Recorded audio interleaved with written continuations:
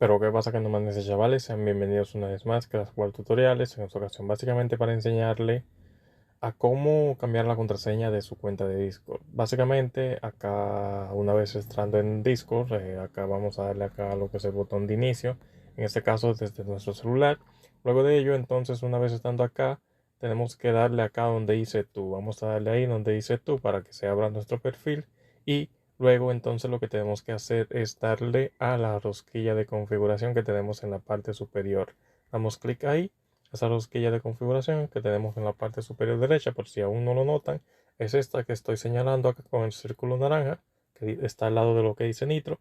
Y luego de ello vamos a bajar hasta abajo y vamos a buscar el siguiente apartado. Miren que aquí hay muchas utilidades. Lo que nosotros estamos buscando es el apartado donde dice cuenta. Vamos a dar clic ahí y luego de que demos donde dice cuenta, vamos a ver lo que es los nombres de usuario, el correo y todo eso.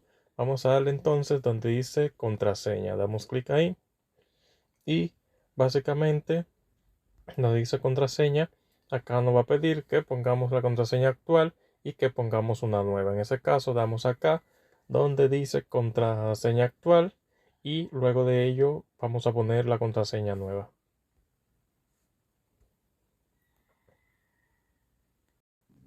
Y básicamente una vez hecho esto, puesto la contraseña que tenemos en la parte de arriba y la nueva contraseña en la parte de abajo, le damos donde dice cambiar contraseña.